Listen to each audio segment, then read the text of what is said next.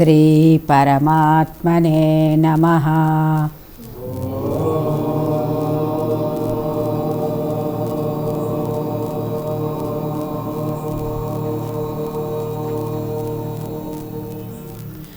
శ్రీ పరమాత్మనే నమః. అథ ఏకాదశోऽధ్యాయః. విశ్వరూప సందర్శన యోగః. సంజయ ఉవాచ ఏవముక్త్వా తతో రాజన్ మహాయోగేశ్వరో హరిః దర్శయామాస పార్థాయ పరమం రూపమైశ్వరం. అనేక వక్త్రనయనం అనేకాద్భుత దర్శనం అనేక దివ్యాభరణం దివ్యానేకోద్యతాయుధం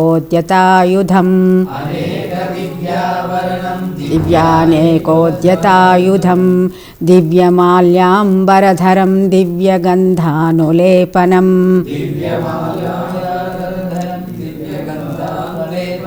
దివ్యమాల్యాంబరధరం దివ్యగంధానులేపనం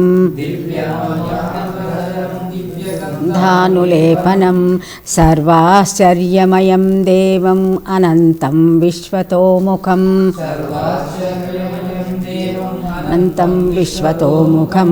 సర్వాశ్చర్యమయం దేవం అనంతం విశ్వతోముఖం.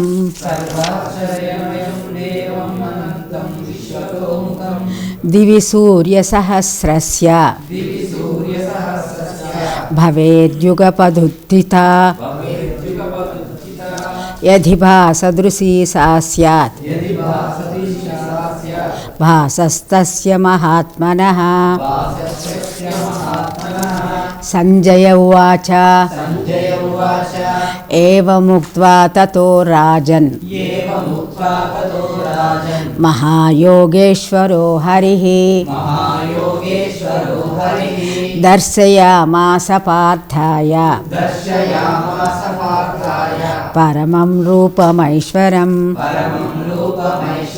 అనేక వక్త్రనయనం అనేకాద్భుత దర్శనం అనేక దివ్యాభరణం దివ్యానేకోద్యతాయుధం అనేక దివ్యాభరణం దివ్యానేకోద్యతాయుధం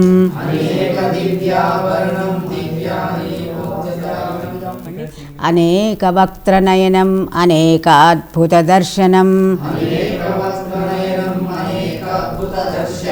అనేక దివ్యాభరణం దివ్యానేకోద్యతాయుధం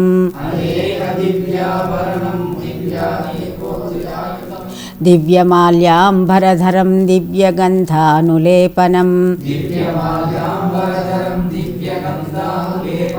సర్వాశ్చర్యమయం దేవం అనంతం విశ్వతోముఖం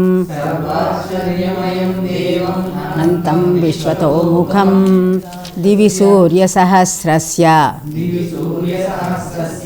భవేద్యుగపదుత్థితా యది భాసదృశీ సా స్యాత్ భాసస్తస్య మహాత్మనః. సంజయ ఉవాచ ఏవముక్త్వా తతో రాజన్ మహాయోగేశ్వరో హరిః దర్శయామాస పార్థాయ పరమం రూపమైశ్వరం. అనేక వక్త్రనయనం అనేకాద్భుత దర్శనం అనేక దివ్యాభరణం దివ్యానేకోద్యతాయుధం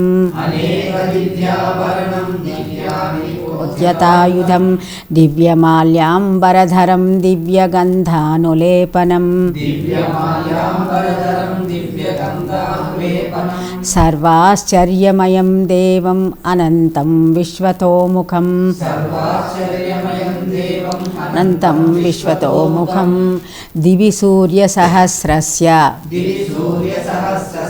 భవేద్యుగపదుత్థిత యది భాసదృశీ సా స్యాత్ భాసస్తస్య మహాత్మనః.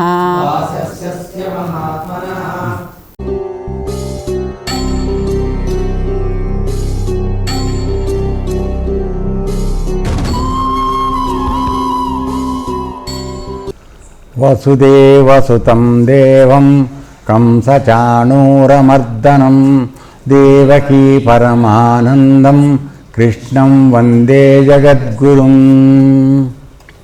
భగవద్గీత 11వ అధ్యాయంలోకి పునఃప్రవేశం. నిన్నటి రోజున అంతకుముందు అర్జునుడు అడిగినటువంటి ప్రార్థనని అనుసరించి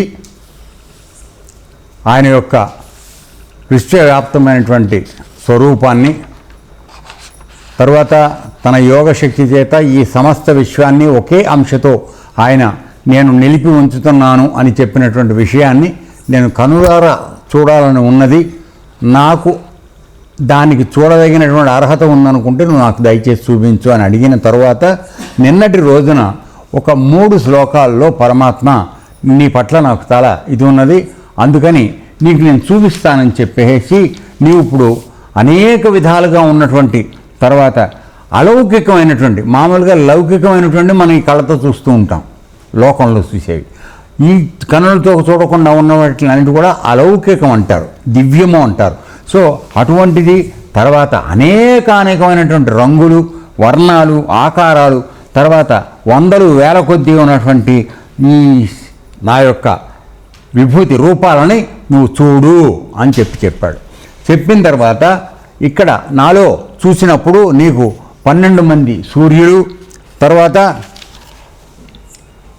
వసువులు 8 మంది, రుద్రులు 11 మంది, 2 అశ్విని దేవతలు, 49 మరుత్తులు అని ప్రముఖమైనటువంటి దేవతల పేర్లు మాత్రం చెప్పాడు. దేవతలు ఎంతో ఉన్నారు, ఇప్పుడు భగవద్గీత సరిపోదు అందరి పేరు చదవాలంటే, అందుకోసం ప్రముఖమైనటువంటి దేవతల పేర్లు వాళ్ళందరూ కూడా నీకు దర్శనం అవుతున్నారు చూడు అని చెప్పాడు.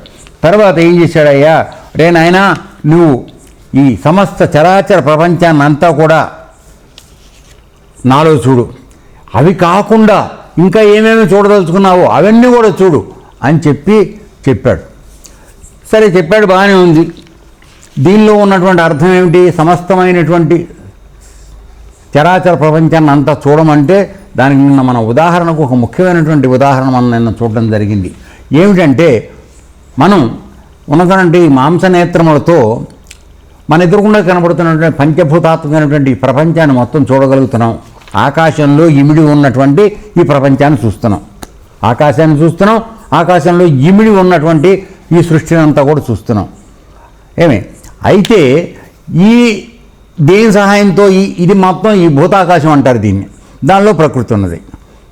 దీన్ని దేంతో చూస్తున్నావు, నీలో ఉన్నటువంటి చిత్త ఆకాశం అంటే నీలో అన్న చిన్న ప్రజ్ఞ ఏదైతే ఉందో దాని సహాయంతో దీన్ని మొత్తాన్ని ఆవృతం చేసుకొని నువ్వు చూడగలుగుతున్నావు.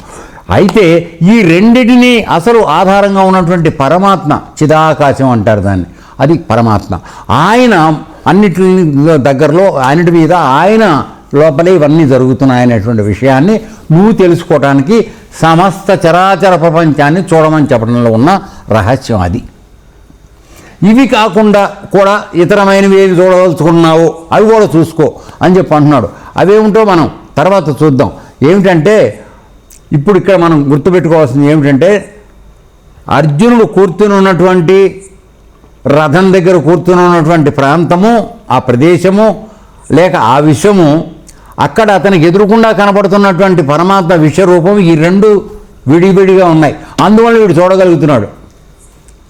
నీవు అందులోనే ఉన్నావు. యాక్చువల్గా అర్జునుడు ఎక్కడున్నాడు, ఆ విశ్వరూపంలోనే ఉన్నాడు. కానీ అలా ఉంటే వాడు దర్శించలేడు కదా, వాడికి ఇంకా శరీరం ఇది పోలేదు, అందులో కలిసిపోయేంత సూక్ష్మతరమైనటువంటి స్థితికి అతను ఇంకా చేరల. కాబట్టి వాడికి భిన్నంగా తన యొక్క విశ్వరూపాన్ని చూపిస్తున్నాడు. అందువలన అర్జునుడు అన్ని చూసేటప్పటికి వీడు అవాక్కైపోతున్నాడు. టైడ్ కంపెనీ పౌడర్ లాగా వాడు అడుగుతుంటాడు, అవాక్కైపోయావా అని అడుగుతుంటాడు. అట్లా అర్జునుడు కూడా అవాక్కైపోయాడు. ఏమిటి విచిత్రం, ఎన్ని మొఖాలు ఏమిటి, ఇన్ని ఏమిటి అంటే అట్లా అయిపోవడం జరుగుతుంది. సో ఈ విధంగా మనం నిన్న వాడు చూపిస్తానికి ప్రయత్నం చేసినప్పుడు ఇది అతనికి ముందు దర్శనం కాల. 3 శ్లోకాల్లో చూడు సమస్త చరాచర ప్రపంచాన్ని చూడని చెప్పినప్పుడు వాడికి వీటితో చూడటం వల్ల, మాంస నిర్మితమైనటువంటి నేత్రాలతో చూడటం వల్ల అతనికి ఆ పరమాత్మ ఇచ్చినటువంటి సౌకర్యం ద్వారా ఏర్పడే వీలు అతనికి పొందలేదు, చూడలేకపోయాడు. అది పరమాత్మ తెలుసుకున్నాడు. తెలుసుకున్న తర్వాత ఒరే నాయన నీవు మళ్ళీ నతుమాం శక్యసే అంటే నీకు నీకు నేత్రాలతో చూస్తే నీకు కనపడదురా, అందుకోసం నీకు అలౌకికమైనటువంటిది దివ్యమైనటువంటిది నా యొక్క దివ్య దృష్టిని, నా యోగ శక్తిని నీకు ఇస్తున్నాను. దాని ద్వారా నీవు ఒక దివ్యమైనటువంటి దృష్టి, ఆ యోగ దృష్టిని అలవాటు చేసుకుని నీ యొక్క జ్ఞాన నేత్రంతో నా యొక్క విశ్వరూపాన్ని చూడు అని చెప్పి, అంటే దేని ద్వారా మాత్రమో మానవుడు లేక సాధకుడు పరమాత్మ యొక్క స్వరూపాన్ని తెలుసుకోగలడో ఆ రహస్యాన్ని ఇక్కడ విప్పాడు. ఎందుకని అంటే మామూలుగా మనం ఏమాత్రం శ్రమ చేయకుండా లేక ఒక విపరీత జ్ఞానంతో ఎక్కడున్నాడు భగవంతుడు నాకు కనపడ్డా, ఏదో నువ్వు అక్కడి పరమాత్మ కన్నా చాలా పెద్దవాడు అయిపోయినట్టు నీకు ఆయన కనపడాలని అనుకున్నట్టు మాట్లాడుతున్నావు. ఇది తప్పు. అందుకని అర్జునుడు అంతటి వాడికి, అంత భక్తుడికి, అంత శరణాగతి పొందిన వాడికి కూడా మామూలు నేత్రాలతో చూసినప్పుడు ఏమీ తెలియలేదు. కాబట్టి ఏం చేశాడు, ఒరే నాయన నీకు ఇస్తున్నాను చూడు, నీ 3వ నేత్రం తెరుస్తున్నాను, దాంతో చూడు అంటే ఇప్పుడు నీకు ఇచ్చినటువంటి యోగశక్తి ఎంత గొప్పదో ఒక్కసారి కనీసం ఇప్పుడన్నా గుర్తు చేసుకోండి, అర్థం చేసుకోవడానికి ప్రయత్నం చేయండి. అర్థమైందా? ఏదైతే సమస్తాన్ని చూస్తోందో, ఇందాకేం చెప్పాను, భూతాకాశము, చిత్తాకాశము, చిదాకాశం. సో ఆ చిదాకాశం స్వరూపంలోకి నిన్ను తీసుకెళ్ళడం జరుగుతోంది ఆ జ్ఞాననేత్రం తెరవడం ద్వారా.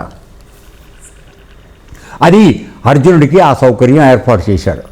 చేసిన తర్వాత ఇప్పుడు ఏం జరుగుతోంది అనేది ఈయనిప్పుడు నేను ఇందాక చెప్పినట్టుగా అవాక్ అయిపోయాడు అర్జునుడు. నోట మాట లేదు. ఆ కనపడేవి చూసేప్పటికి ఏమవుతుందో బొరాన్ అయిపోయినాడు. ఏం మాటలు లేవు. అయితే మరి ఈ సంగతి అంతా ఎవరు చెప్పాలి అంటే చూడండి ఎంత గొప్పగా సీక్వెన్స్ వ్యాస మహానుభావుడు తీసుకొచ్చాడు. ఇప్పుడు ధృతరాష్ట్రుడికి సంజయుడు చెప్తున్నాడు కదా అసలు ఈ భారత యుద్ధం అంతా జరుగుతోంది. అతనికి ఈ శక్తి దివ్యదృష్టి ఆల్రెడీ వ్యాస మహానుభావుడు ఇచ్చాడు సంజయుడికి యుద్ధం జరగకముందే. ఎందుకని అంటే మొట్టమొదటిలో ధృతరాష్ట్రుడికి ఇస్తానని అని చెప్పాడు. నీ కొడుకులు వాళ్ళు ధర్మయుద్ధం చేయడం లేదు నాన్న, దాని యొక్క ఫలితం ఏమవుతుందో నువ్వు స్వయంగా చూసి తెలుసుకో, నీకు కావాలంటే నేను దివ్యదృష్టి ఇస్తానని ధృతరాష్ట్రుని అడిగాడు. నాకు వద్దు స్వామి, నాకు వినిపిస్తే చాలు, నేను చూడను అన్నాడు. అంటే ఓన్లీ రేడియో చాలు, టీవీ ఎక్కర్లేదన్నాడు.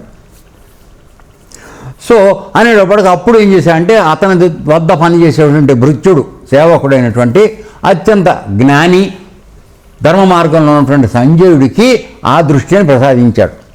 ఇప్పుడు ధృతరాష్ట్రుడికి చెప్పడం ద్వారా మనందరం తెలుసుకుంటున్నాం వాళ్ళిద్దరి మధ్య ఏం జరిగిందనేది అక్కడే ఉంది. కానీ మనందరికీ తెలియపరిచిన వాడు ఎవడో అంటే సంజయుడు.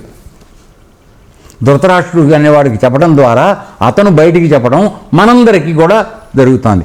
అందుకని ఇవాళ ఇప్పుడు అర్జునుడు అవాక్కైపోయి ఉన్నటువంటి స్థితిలో జ్ఞానేత్రంగానే చూశాడు, ఏం జరుగుతుందో తెలియట్లే, మాట్లాడలేని పరిస్థితికి అయిపోయాడు ఆశ్చర్యంతో. సో అయిపోయిన పరిస్థితి అక్కడ ఎలా ఉంది అనేటువంటి విషయాన్ని ఈరోజు మనకి సంజయుడి ద్వారా మనం వినడం జరుగుతుంది. అంటే ఒక సాక్ష్యం కావాలి కదా నాన్న, ప్రతి దానికి సాక్ష్యం కావాలి కదా. అర్జునుడు చూశాడు, మాట్లాడిన పరిస్థితిలో ఉన్నాడు. ఈ పరిస్థితి ఎవరు చూసి చెప్పాలి? ఇంకోటి చూసి చెప్పాలి. సో ఆశ్రమంలో నువ్వు ఒక దొంగ పని చేసావంటే ఎవడో ఒకటి సాక్ష్యం చెప్పాలి, అప్పుడు కానీ నిరూపణ అవ్వదు.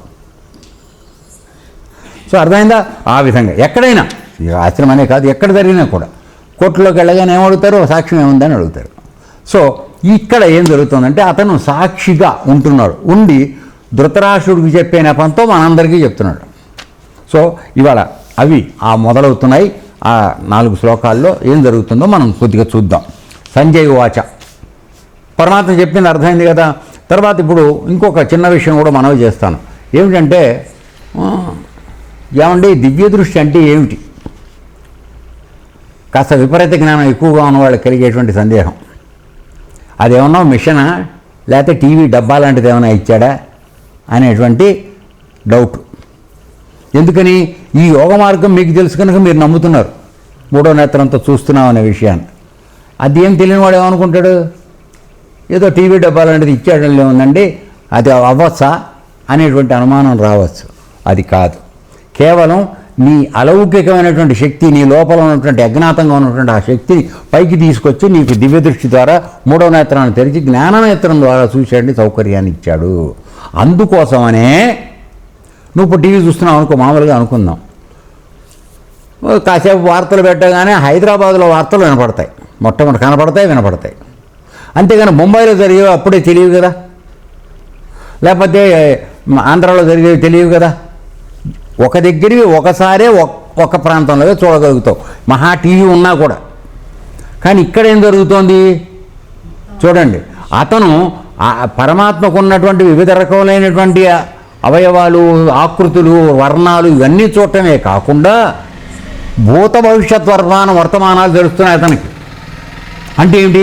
ఈ యుద్ధం జరుగుతున్న సంగతి చూస్తున్నాడు, ఎవరెవరు చచ్చిపోతున్నారో చూస్తున్నాడు, ఏ విధంగా పరిణామం చెందుతోందో ఇవన్నీ కూడా తెలుస్తున్నాయి. అందుకోసం ఆశ్చర్యంతో మాట లేకుండా అయిపోయాడు. అర్థమైందా? దీనికి మనం ఒక చిన్న ఉదాహరణ చెప్తాను.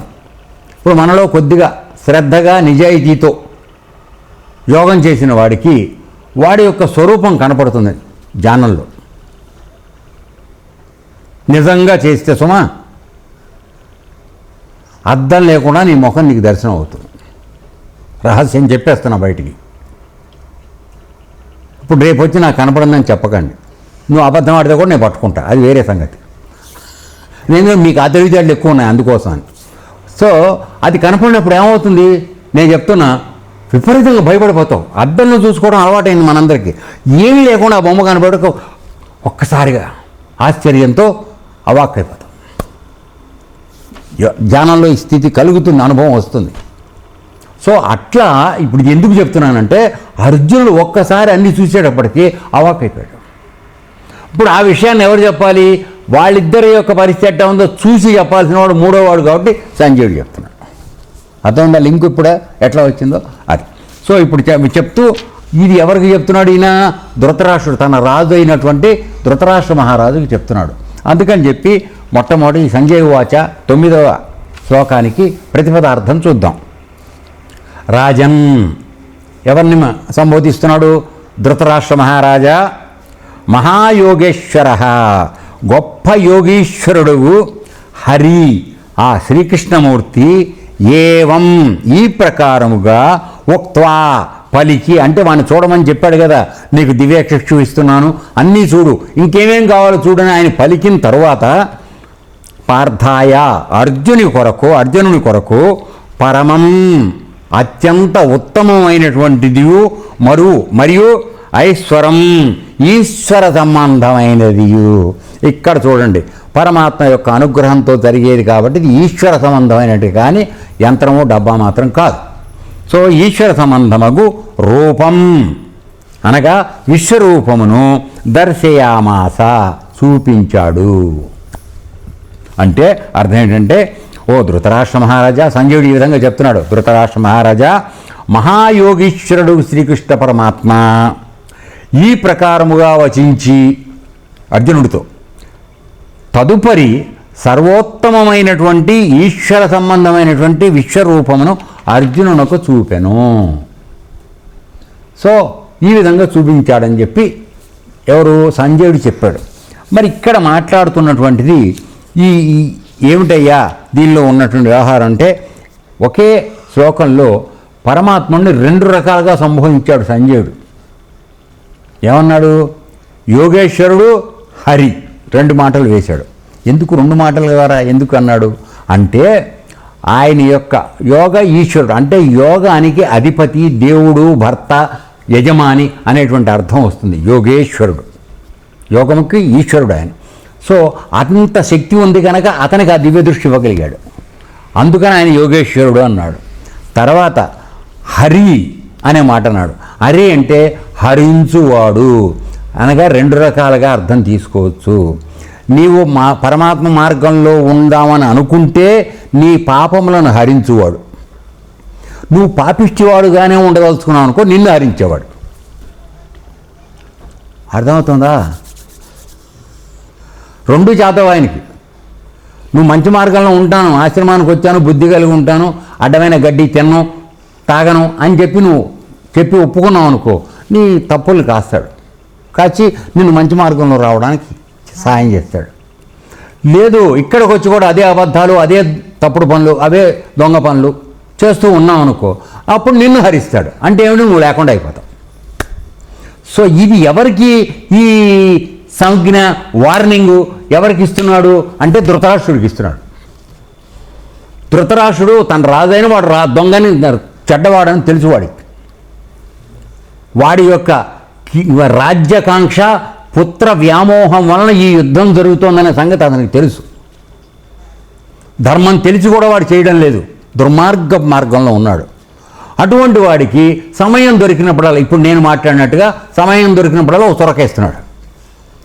వాడు నువ్వు కృష్ణమూర్తి అంటే ఎదురుకుండా కనపడంగానే ఫ్లూట్ వాయించుకునేవాడు అనుకుంటున్నావేమో, వాడు యోగేశ్వరుడు, జగన్మాత, జగన్ నిర్మాత, జగన్నియంత, మహేశ్వరుడు, అటువంటి మహాశక్తివంతుడు.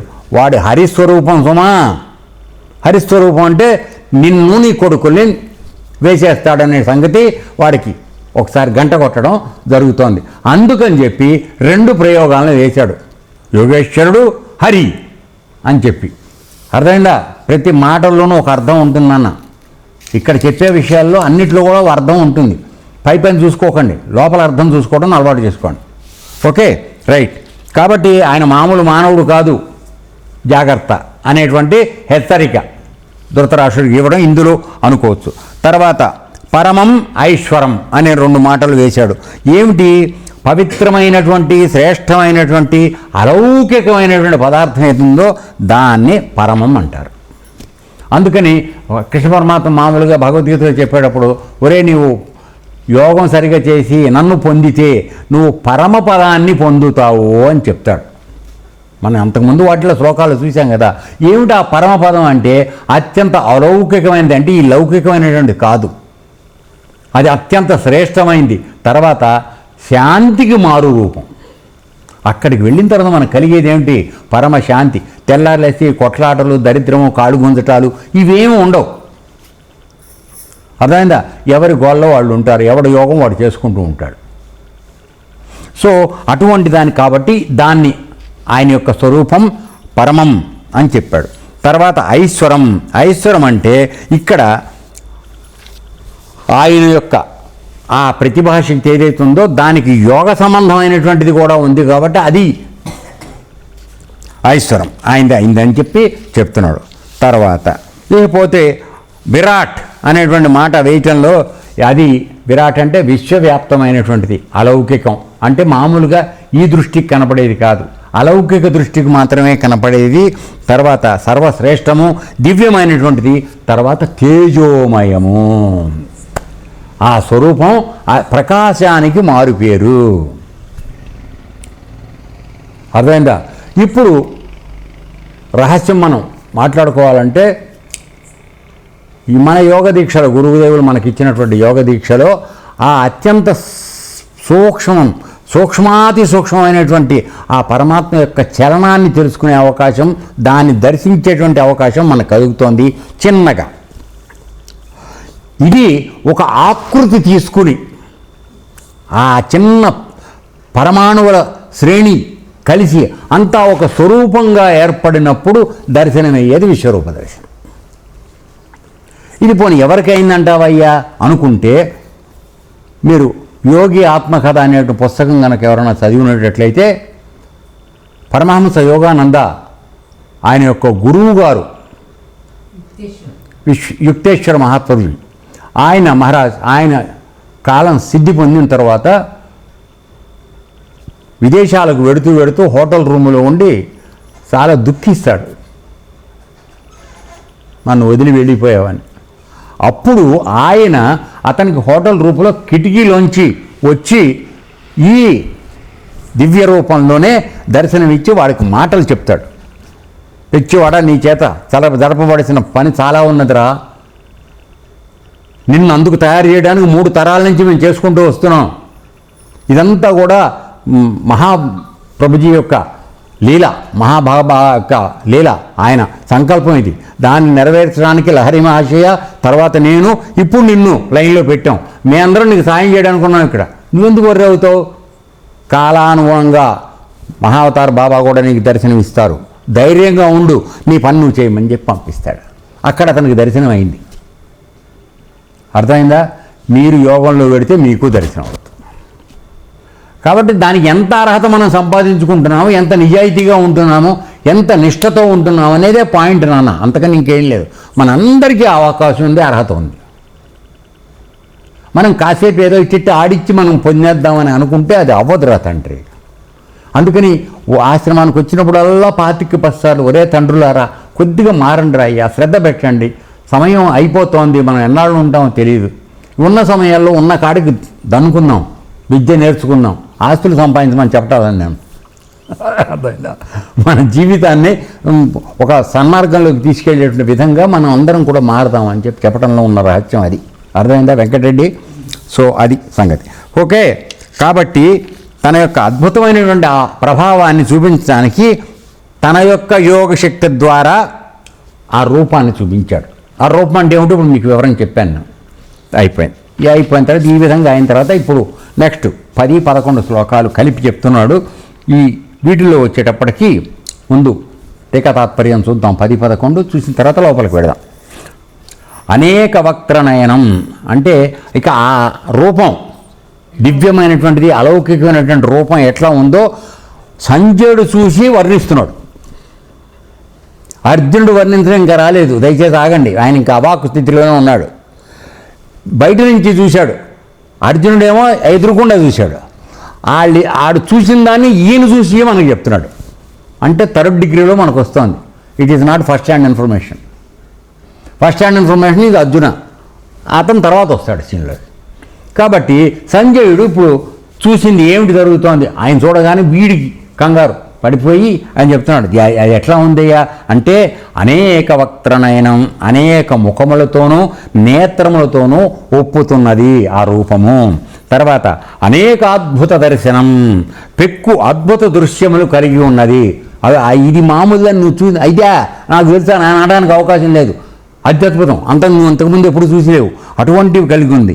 తర్వాత అనేక దివ్యాభరణం, అనేకములకు దివ్య ఆభరణం ధరించి ఉన్నది ఆ రూపం.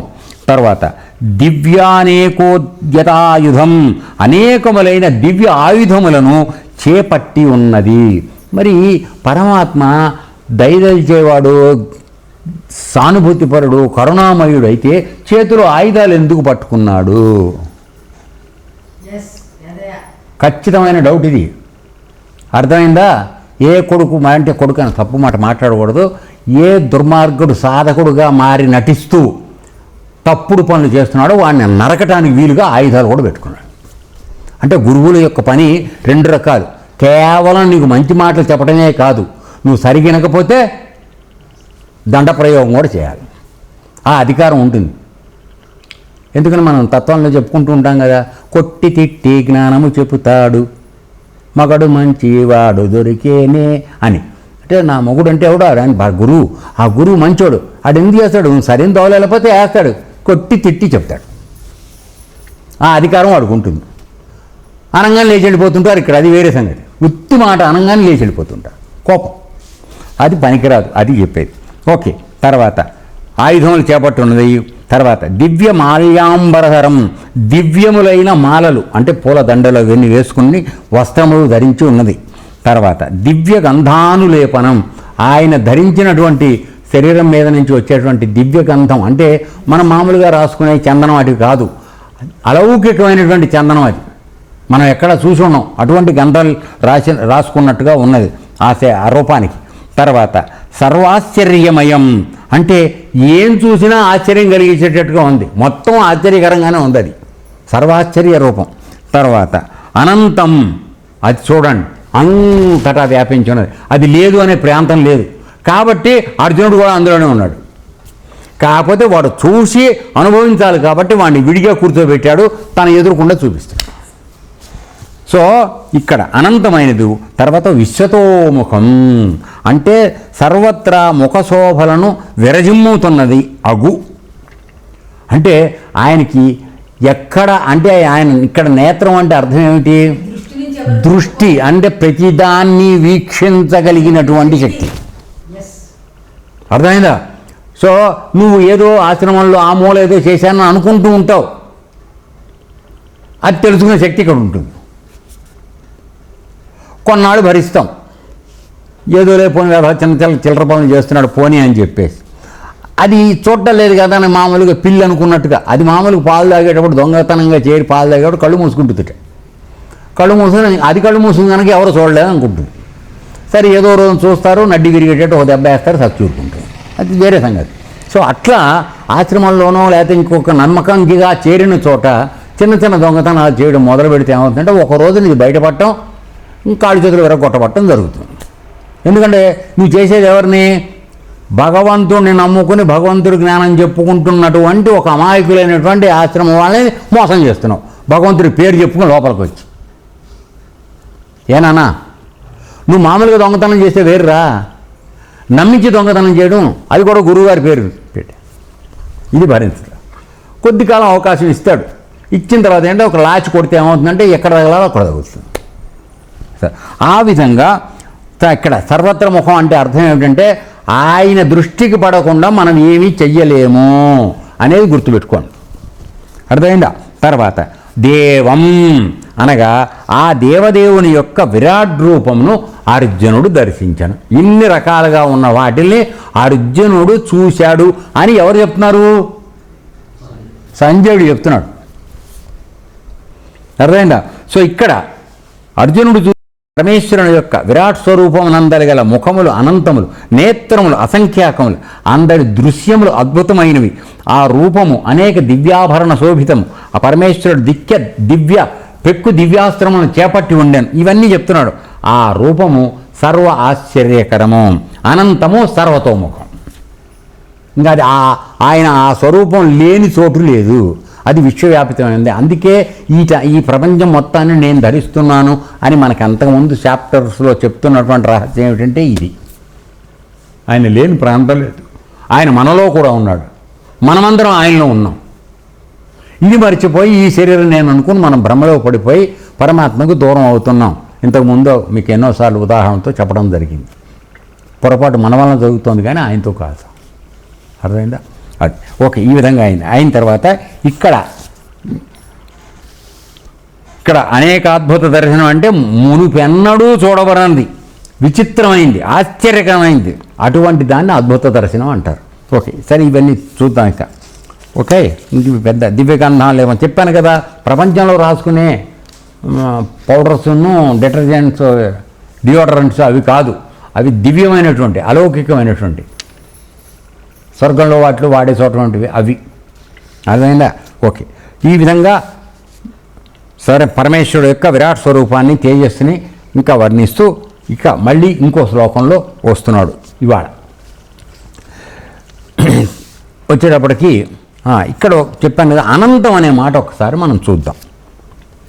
అనంతం అంటే ఏమిటి అంటే అంతము లేనిది అనంతం అనబడుతుంది. అర్జునుడు చూచినటువంటి భగవద్ విశ్వరూపము అతి విస్తృతమై అంతము లేకుండా ఉన్నది, అందుకని అనంతం అనబడింది. సో ఎప్పుడైతే అది ఆ స్వరూపం అనంతం అయిపోయిందో అది చూడని ప్లేసు, చూడలేని ప్లేసు లేదు కదా, అందుకని విశ్వతోముఖం అని అన్నాడు. ఒక మాట చెప్పి దానికి పక్కన ఇంకో సపోర్టింగ్ మాట చెప్తున్నాడు. అంటే అర్థం ఏమిటంటే పరమాత్మ లేనటువంటి ప్రాంతము, అత్యంత సూక్ష్మమైనది కూడా పరమాత్మ లేని ప్రాంతము లేదు.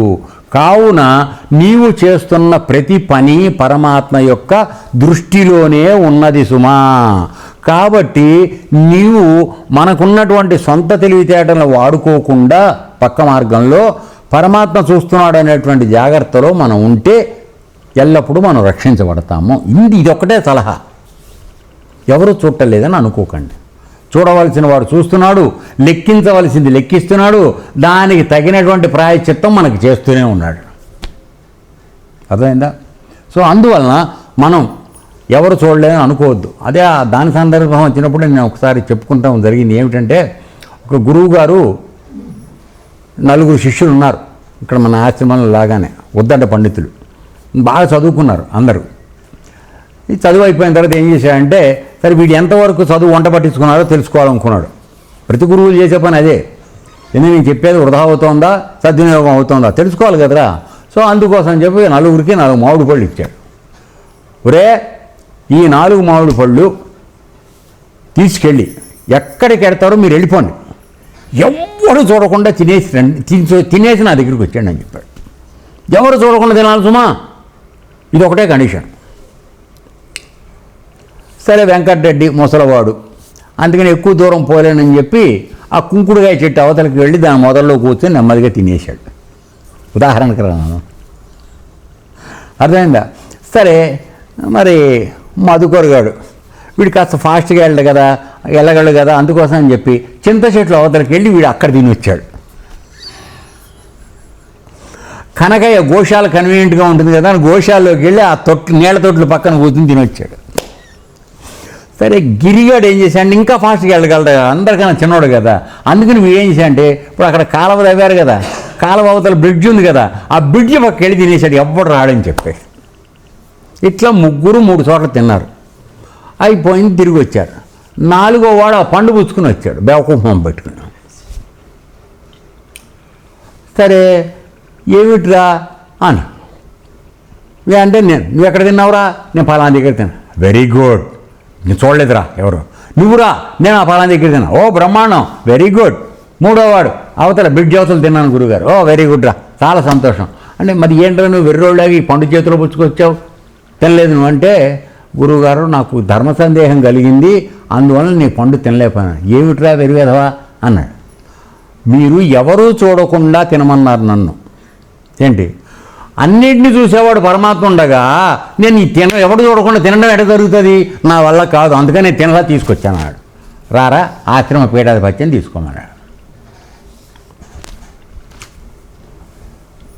అర్థమైందా? ప్రతి అడ్డమైన వాడు ఆశ్రమ పీఠాధిపత్యం అడిగితే ఇట్టగా ఉంటుంది. గురువులు పెట్టే పరీక్షకు నించోవాలి, కరెక్ట్గా నువ్వు ఎంతవరకు దాన్ని పట్టించుకున్నావో తెలియాలి.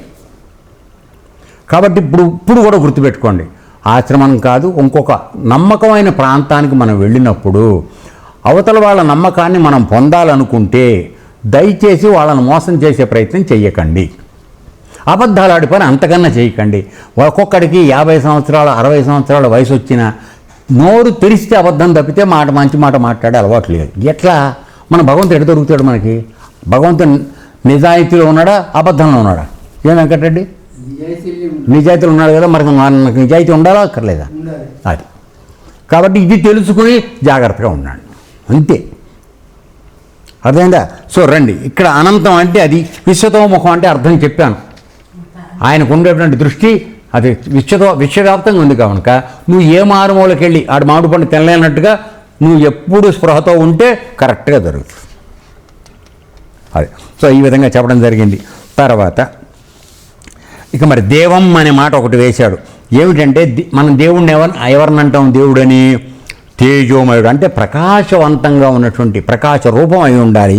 తర్వాత పూజ్యుడు, అందరూ చూడగానే దండం పెట్టుకుని పూజ చేసేటువంటి గౌరవభావం కలిగినటువంటి వాడు, వాణ్ణి దేవుడు అంటారు. అందుకని పరమ తేజోమయుడైనటువంటి శ్రీకృష్ణ భగవాన్ని దేవుడు యోగేశ్వరుడని ధృతరాష్ట్రుడికి కొద్దిగా హెచ్చరిక కలిగేటట్టుగా చెప్పటం దీనిలో ఉన్నటువంటి రహస్యం. ఓకే, ఈ విధంగా అయిపోయింది.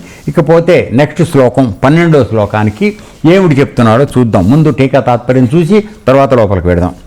దివి ఆకాశమునందు సూర్య సహస్రస్య అంటే వేల కొలది సూర్యుల యొక్క భా అనగా కాంతిపుంజము లేక కాంతులు యుగపత్ ఒక్కుమ్మడిగా ఉద్ధితా భవేత్ అంటే ఉదయించినచో లేక ఆ కాంతిపుంజం అది ఒక్కసారి వెళ్ళి విడిచినట్టు. ఇప్పుడు నువ్వు మామూలుగా చుచ్చుబుడ్డు గాలి ఏమవుతుందో ఒక్కసారిగా వెళ్తురంతా విదజల్లుకుంటూ వస్తుంది. సో ఆ విధంగా వచ్చినట్టయితే సా ఆ కాంతిపుంజము తస్య ఆ యొక్క మహాత్మన ఆ విరాట్ పురుషుని యొక్క భాస అనగా కాంతులకు ఆయన కాంతులకు సదృశీ సమానమైనది యది బహుశా సియాత్ అగునేమో అంటే ఇక్కడ ఒక సందేహాన్ని వ్యక్తపరుస్తున్నాడు సంజయుడు. అంటే 1,000,000 మంది సూర్యులు ఒకసారిగా వారి యొక్క కాంతిపుంజాలన్నీ కూడా ప్రకాశితం అయితే ఆ కాంతిపుంజముల సమూహం, ఆ వెలుతురు ఏదైతే ఉన్నదో ప్రకాశము, అది ఈ పరమాత్మ దగ్గర ఉన్న ఈ కనపడుతున్నటువంటి విరాట్ స్వరూపంలో ఉన్నటువంటి పరమాత్మకి ప్రకాశానికి సరవుతుందేమో అంటే అవదనే అర్థం. 1,000,000 సూర్యులు ఒకడు కాదు. సో ఈ విధమైనటువంటి మాట మాట్లాడటంలో ఆకాశమున వేల కొలది సూర్యులు ఒక్కొమ్మడిగా ఉదయించినచో వచ్చు కాంతిపుంజములు ఆ విరాట్ రూప తేజస్సులకు సాటి రావు అని నిర్ద్వందంగా. అంటే వీడు గుడ్డివాడు కదా. ఎవర్రా గుడ్డివాడు? నువ్వా నేనా? అమ్మా, వెరీ గుడ్. నువ్వు మెలుకుని ఉన్నా లేదో చూడడానికి అడుగుతూ ఉంటా, అందుకని. సో ధృతరాష్ట్రుడు గుడ్డివాడు కాబట్టి వాడికి చెప్పాలి. అందుకని నేను చూశాను తండ్రి, ఆ ప్రకాశం ఏదైతుందో, అబ్బో ఒక్కసారి 1,000 మంది 1,000,000 మంది సూర్యులు వెలిగినా కూడా ఆ వచ్చే వెలుతురు ఈయన సమానంగా లేదండి అని చెప్పాడు. అంటే ఇక్కడ ధృతరాష్ట్రుడు గుడ్డివాడు అంటే అజ్ఞాని అని అర్థం చేసుకోండి. మనందరికీ ఆ ప్రకాశం కనపట్టం లేదంటే అర్థం మనందరం కూడా ధృతరాష్ట్రుడు లాంటి వాళ్ళమే. ఎందుకు ధృతరాష్ట్రుడు అనాలి? ధృతరాష్ట్రుడికి ఉన్నటువంటి 2 దుర్లక్షణాలు ఏమిటండి? ఇందాక చెప్పాను. ఏమిటవి? ఒకటి రాజ్యాకాంక్ష. ధృత రాష్ట్రుడు, రాష్ట్రమునందు ధృతి, ఆసక్తి, పట్టుదల కలిగినవాడు. తర్వాత రెండవ వీక్నెస్ పుత్ర వ్యామోహం, సన్ స్ట్రోక్. వాళ్ళు ఎంత దొంగలైనా దరిద్ర పనులు చేస్తున్నా తెలిసినా కూడా వాళ్ళని ఏమాత్రం మందలించి సరైన మార్గంలో పెట్టుకోలేనటువంటి బలహీనత, వ్యామోహం, మోహంలో పడిపోయాడు. ఇది వీడికి ఉన్నది. కాబట్టి వాడికి పేరుకి గుడ్డివాడైనా నిజంగా గుడ్డివాడు వాడు. అంధత్వం బయట నుంచి లేదు, లోపల అంధత్వం ఉంది. అందువలన ఇంత పెద్ద భారత యుద్ధం జరగడానికి కారకుడు ఎవడు అంటే వీడే. కొడుకు చేస్తున్న తప్పుడు పనులు పెద్దలు బోల్డు మంది చెప్తున్నారు. భీష్ముడు, ద్రోణుడు, కృపాచార్యుడు ఇంతమంది చెప్తున్నారు తప్పు వాడు చేసేది, చెయ్యనివద్దని చెప్పి. ఒరే నాన్న పోని మానేయరాదా? హెట్ నీ తెలివి గుడ్డు వేగా ఉండో అంటాడు వీడు కొడుకు తండ్రిని. అనగానే గమ్మున్నారు, సరేలే అని. సో ఇట్లా ఈ విధంగా నేను సొంత మాటలో చెప్తాను అనుకోండి, జరిగింది అదే ఇక్కడ. సో ఈ విధంగా జరిగేప్పటికి ఏమిటి? వీడు అంత ప్రకాశం ఉన్నది చూడగలిగాడు సంజయుడు. ధృతరాష్ట్రుడు శారీరకంగానూ మానసికంగానూ గుడ్డివాడు. అందువల్ల వాడు తెలుసుకునే అవకాశం లేదు. నిన్న మనం చూసాం, గుడ్డివాడు సూర్యుడు యొక్క ప్రకాశాన్ని చూడగలడా అని చెప్పి ఉపాధ్యాయ. ఈ పరిస్థితి ధృతరాష్ట్రుడికి అప్లై అవుతుంది. సో ఈ విధంగా మనం భగవత్ తేజాన్ని ఎందుకు పోలుస్తున్నాడంటే, అక్కడ గట్టిగా మాట్లాడేటట్లయితే ఈ అధ్యాయంలో తర్వాత వస్తుంది. సూర్యచంద్రులు ఆయన నేత్రములు అని వర్ణిస్తాడు అర్జునుడు, తర్వాత వస్తుంది. తర్వాత ఇంకొక చోట మనం చూసాం, బహుశా మన దీంట్లో విభూతి యోగంలోనే వచ్చింది అనుకుంటా, ఆ సూర్యుడు చంద్రుడు ప్రకాశం ఇచ్చేటువంటి ఆ వెలుతురుకి మూల కారణం నేనై ఉన్నానని చెప్తాడు ఆయన. అర్థమైందా? కాబట్టి ఈ ప్రకాశం ఒరిజినల్ ఎవరిది? నిజమైన ప్రకాశం ఎవరిది? పరమాత్మది. దాని ఆధారంతో సూర్యుడు పనిచేయగలుగుతున్నాడు, సూర్యుడి ఆధారంతో చంద్రుడు పనిచేస్తాడు. సో మళ్ళీ దీన్ని ఉదాహరణ మన శరీరంలోకి తెచ్చుకుంటే కనుక మన లోపల అసలు ప్రకాశ రూపంలో పరమాత్మ ఉన్నాడు.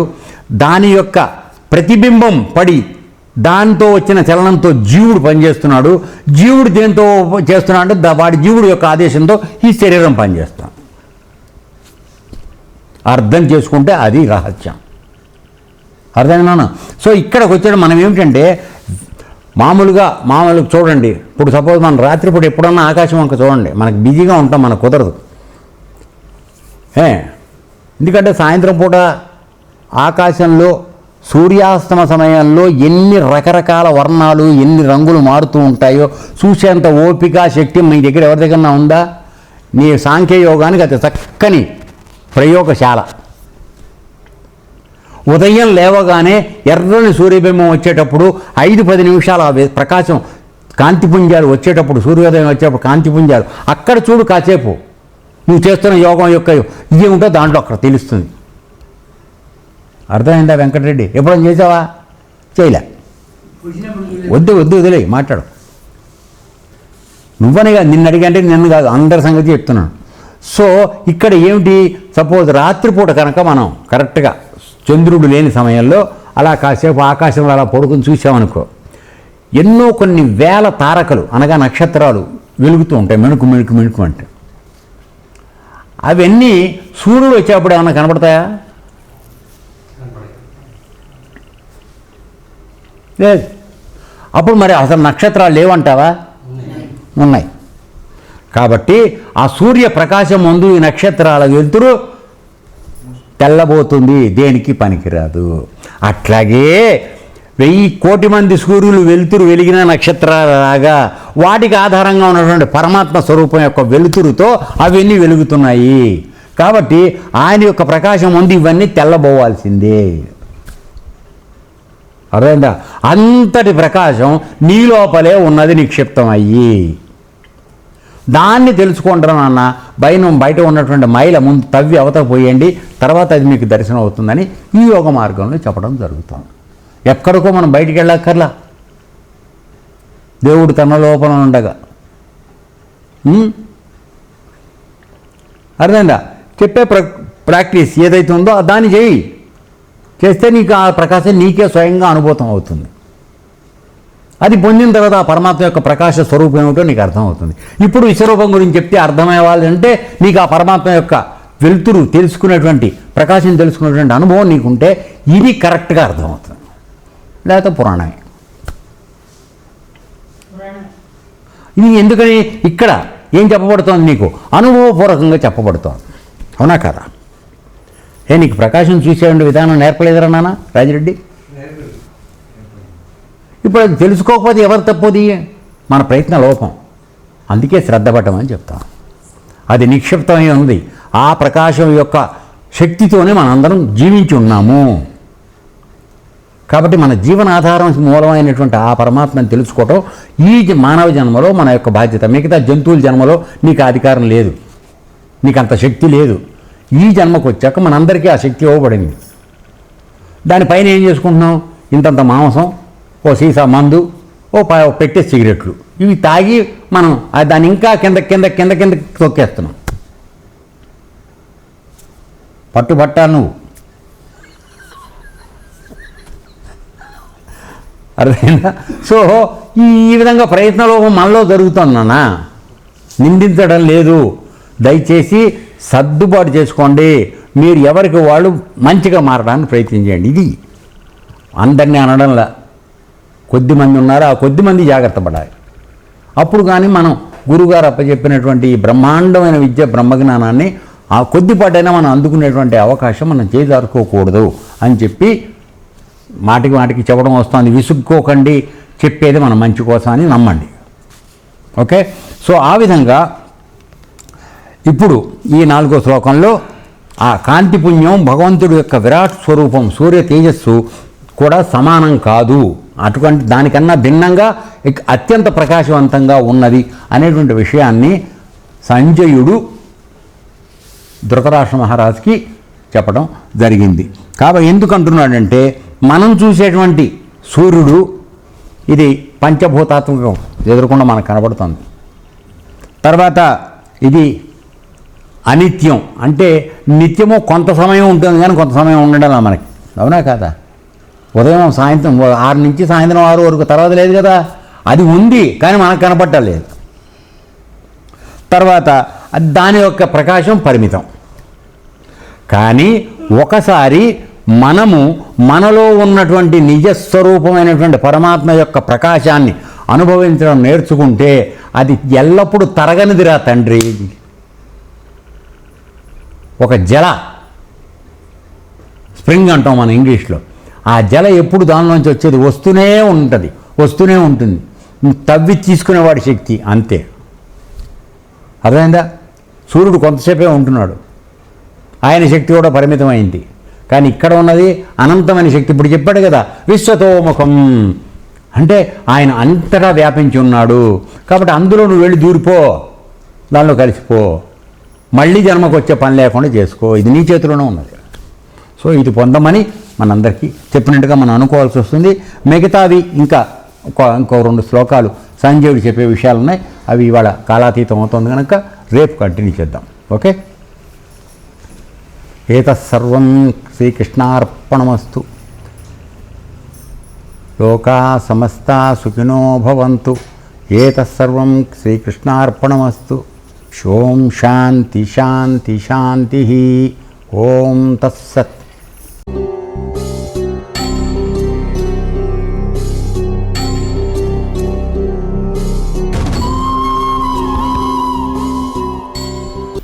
ఓం తత్సదితి. శ్రీమద్భగవద్గీతాసు ఉపనిషత్సు బ్రహ్మ విద్యాయాం యోగశాస్త్రే శ్రీకృష్ణార్జున సంవాదే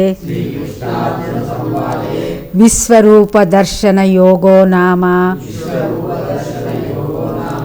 ఏకాదశోऽధ్యాయः.